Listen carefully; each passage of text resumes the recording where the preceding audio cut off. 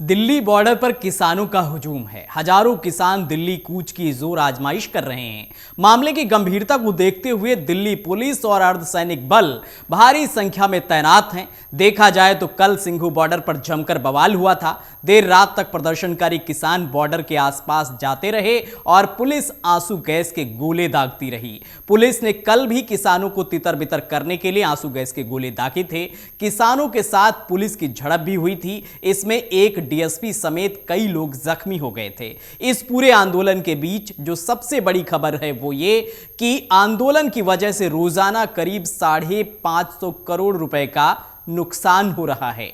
इतना ही नहीं, किसान आंदोलन से टूरिज्म, एचआरटीसी सर्विस से लेकर दवा उद्योग पर भी असर हो रहा है।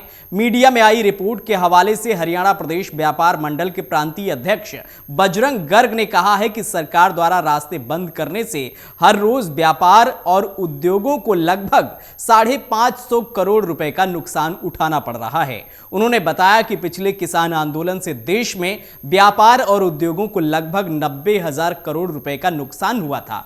पिछले आंदोलन से अभी तक व्यापारी और उद्योगपति उबर नहीं पाया है। ऐसे में यह आंदोलन भी सभी के लिए नुकसानदायक ही साबित होगा। किसान आंदोलन कई जगह बाधा बनकर उभरा है। हरियाणा के अंबाला में नेशनल हाईवे बाधित हैं। चंडीगढ़ से होते हुए हिमाचल को जोड़ने वाले इस हाईवे पर बस और ट्रांसपोर्ट सेवा पर असर पड़ा है। हिमाचल प्रदेश पथ परिवहन निगम की बसें मंगलवार शाम तक दिल्ली नहीं जा रही थीं, ना ही चंडीगढ़ की तरफ हिमाचल की बसें सवारियां लेकर जा रही थीं। लेकिन अब रूट डाइवर्ट किया गया है। ऐसे में दिल्ली जाने वाले लोग परेशान हैं। इसके अलावा हिमाचल प्रदेश में टूरिज्म, दवा उद्योग और अन्य रोजमर्रा के सामान की सप्लाई पर भी असर हुआ है। वहीं अन्य राज्यों से ट्रकों की आवाजाही रुकी है। अगर आंदोलन लंबा खींचा तो ज्यादा प्रभाव पड़ सकता है। हिमाचल प्रदेश के सोलन के बद्दी नालागढ़ में एशिया का सबसे बड़ा दवा उद्योग है। Baddi Barotiwala Nalagarh pharma manufacturers association के अध्यक्ष राजेश गुप्ता के मुताबिक अभी किसान आंदोलन शुरू हुआ है। अभी तो दवा उद्योग पर असर नहीं होगा क्योंकि हमारे पास कच्चे माल और अन्य जरूरी चीजों का स्टॉक रहता है। लेकिन अगर यह आंदोलन लंबा चला तो जरूर असर पड़ेगा। वह कहते हैं कि नेशनल हाईवे बंद होने से दोनों तरफ से होल्डिंग हुई है। अभी ना माल जा रहा है और ना ही माल आ रहा है। हिमाचल प्रदेश में किसान आंदोलन का टूरिज्म सेक्टर पर भी असर पड़ा है।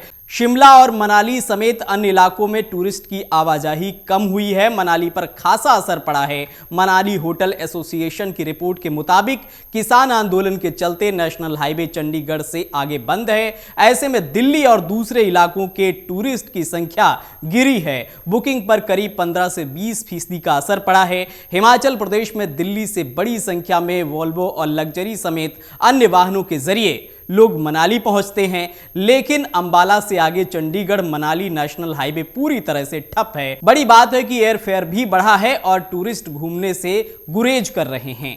शिमला का होटल कारोबार भी किसान आंदोलन की चपेट में आया है। यहां पर टूरिस्ट ने होटल बुकिंग कैंसिल की है। आंदोलन के चलते अब बुकिंग कैंसिल हो रही हैं। टूर्स एंड ट्रेवल्स कंपनी भी प्रभावित हो रही, यानी कि हर तरीके से किसान आंदोलन लोगों के लिए मुसीबत बना हुआ। अब देखना यह है किसान और सरकारों में आखिर बात कब बनती है। अगर आप ये वीडियो YouTube पर देख रहे हैं तो हमारे चैनल को सब्सक्राइब करें और बेल आइकन को दबाना ना भूलें। अगर आप Facebook पर ये वीडियो देख रहे हैं तो हमारे पेज को लाइक करें।